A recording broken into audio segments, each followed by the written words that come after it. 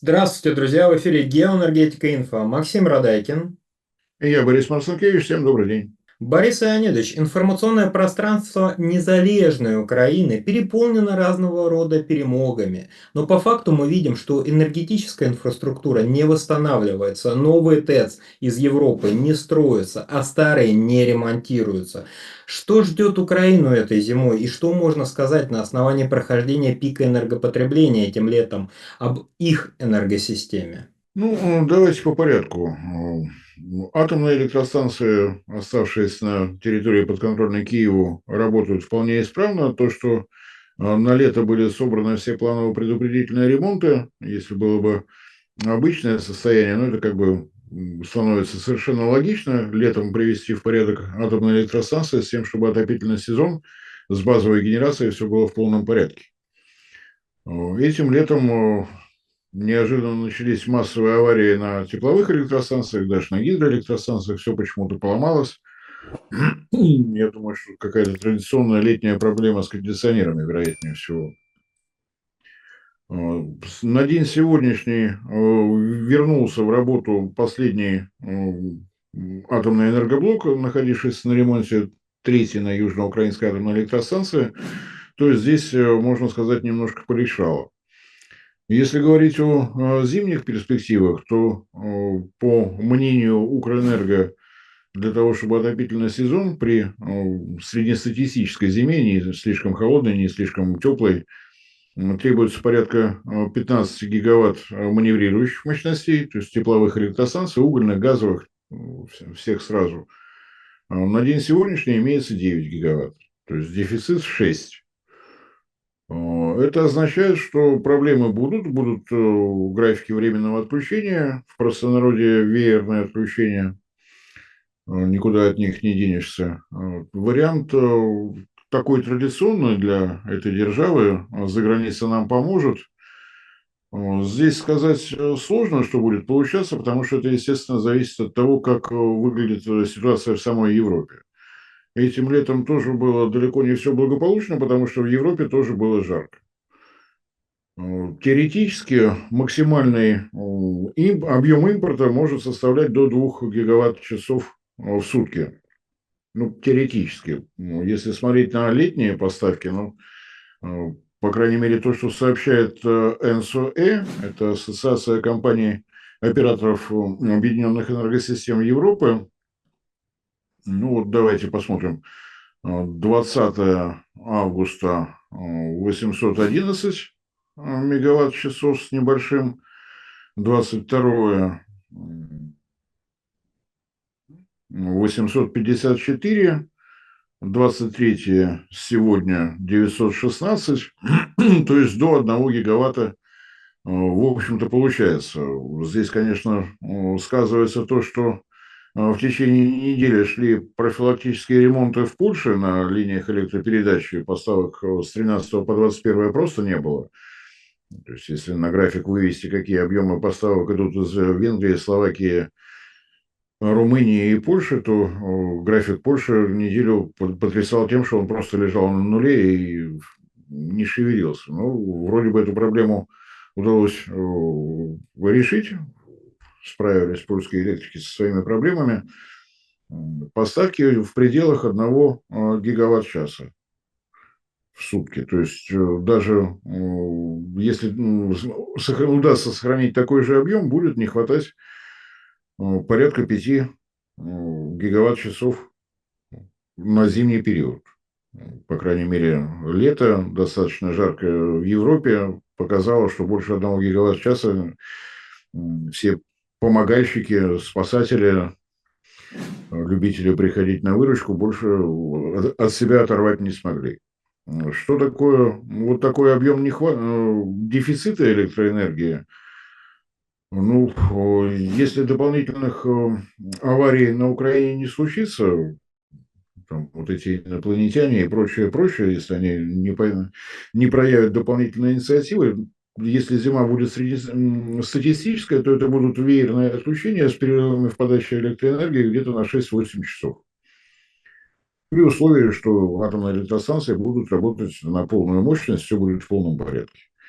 В том случае, если дополнительно еще что-то поломается, тогда надо будет, наверное, рассматривать не график включения, не график отключения электроэнергии, а график включения электроэнергии. Если такие же проблемы, как были где-то еще на 3 гигаватт-часах, то ну, в общей мощности на 3 гигаваттах электростанции подконтрольной Киеву территории, то 3-4 часа вот будет тот период, в течение которого электроэнергия будет подаваться потребителям. Каким образом киевский режим намерен решать эту проблему? Ну, про одну нам рассказывают достаточно много. Это дизельные электростанции небольшие, которые включаются во многих магазинах, каких-то небольших предприятиях, спасая ситуацию. На самом деле это достаточно сложная ситуация. Ведь речь идет в том числе и о магазинах продовольствия. Если там не работают холодильные установки, то возникает еще и проблема с питанием. Может это спасти каким-то образом массовую ситуацию? Мне кажется, что не очень хорошо получается.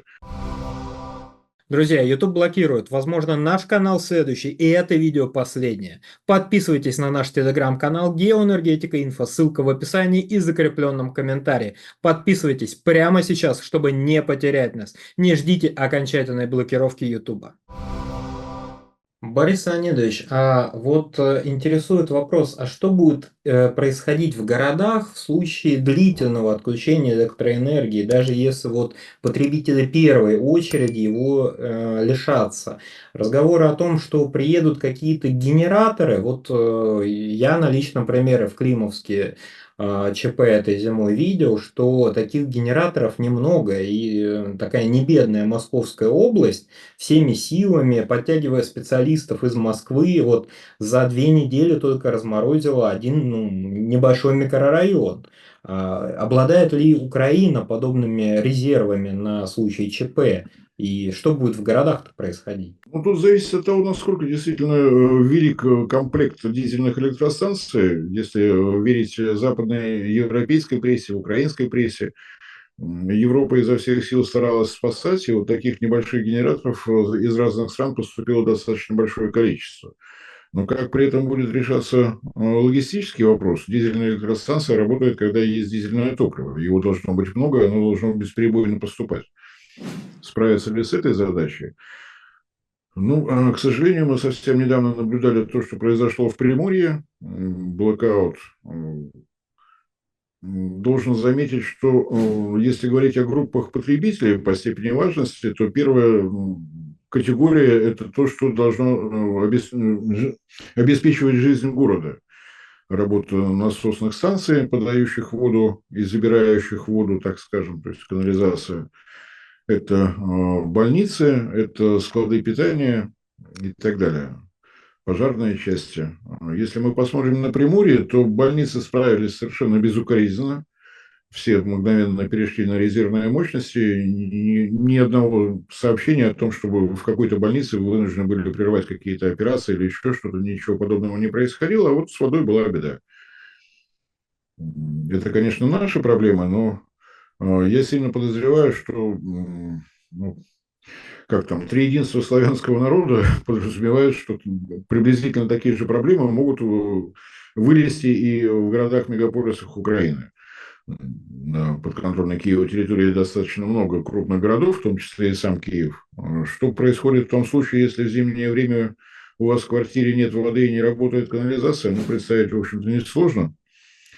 Я эту картину яркими красками расписывать не намерен, будет сложно. Будет сложно, тем более, что если вы живете в многоэтажном доме где-нибудь на 12-13 этаже без света, без воды, без работающей канализации, будет проблематично. Насколько можно судить по перепечаткам того, что появляется в средствах массовой информации самой Украины, там уже раздавались призывы мэров городов о том, что неплохо бы на зиму перебираться туда, где таких проблем не будет, где есть печное отопление.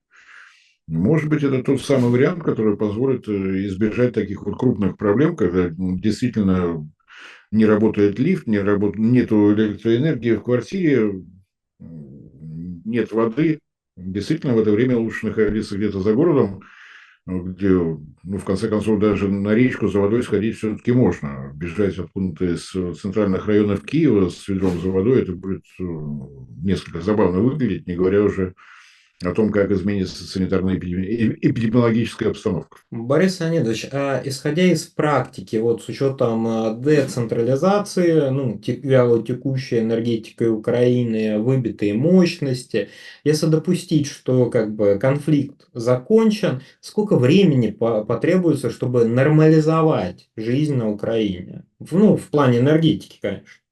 Ну, будет действительно сложно. По крайней мере, нам из открытых источников неизвестно, какое именно оборудование выведено из строя.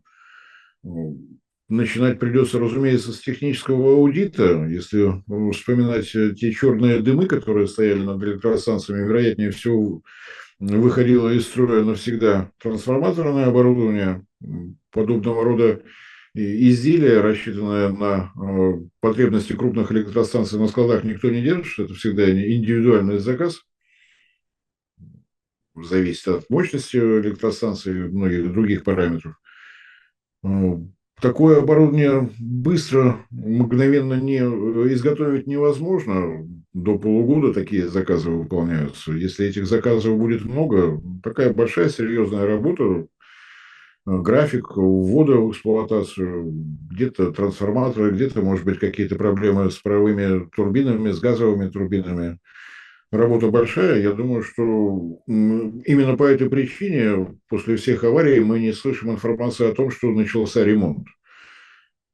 Производственные мощности на территории подконтрольной Киеву, работающие на гражданские нужды, не в лучшем состоянии. В Европе подобного рода оборудование просто не выпускается. Разные классы напряжения, разные классы емкости, если говорить о трансформаторах. Так что, если к кому-то обращаться за помощью, то только к странам бывшего Советского Союза, у тех, у которых энергетическое машиностроение в полном порядке. То есть это не 15 государств, вычеркиваем сразу Прибалтику и Молдавию, вычеркиваем саму Украину, остается 10 государств. Реально на помощь могут в таком случае прийти Азербайджан и Казахстан, но основную нагрузку будет вынуждена брать на себя, опять же, энергомашиностроительная отрасль России. Борис Леонидович, большое спасибо за комментарий. Друзья, в условиях замедления, блокировки Ютуба от греха подальше, подписывайтесь на наш телеграм-канал. Ссылка будет в описании и закрепленном комментарии. Там же будут реквизиты для желающих финансово нас поддержать в период импортозамещения на российские ресурсы. Спасибо, до новых встреч. Всем спасибо за внимание. Действительно, подписывайтесь на телеграм-канал. Если у нас будут какие-то изменения на нашем канале, новости появятся именно там. Всем всего доброго.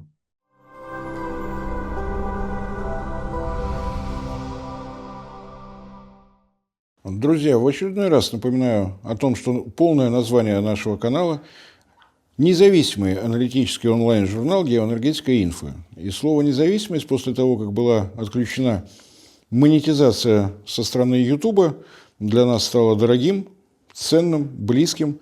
Для того, чтобы сохранять независимость, вы прекрасно понимаете, что в наше тревожное время необходимо прежде всего альтернатива, поиск спонсора, который будет задавать нашу новостную повестку, нашу, так скажем, стратегию и тактику, нам кажется не самым удобным. Поэтому напоминаю о том, что нас можно видеть прежде всего в нашем телеграм-канале, где мы стараемся сообщать все новости, касающиеся нашей работы, наших новых проектов. Вы нас можете видеть на портале ВКонтакте, вы нас можете видеть в Дзене, вы нас можете поддерживать за счет того, что у нас имеется страница на Sponsor.ru. Все это будет в описании под этим моим кратким вступлением с напоминанием о том, что если вы хотите, чтобы проект «Геоэнергетика Инфо» продолжал развиваться, нам необходима ваша помощь и поддержка. Большое спасибо за внимание.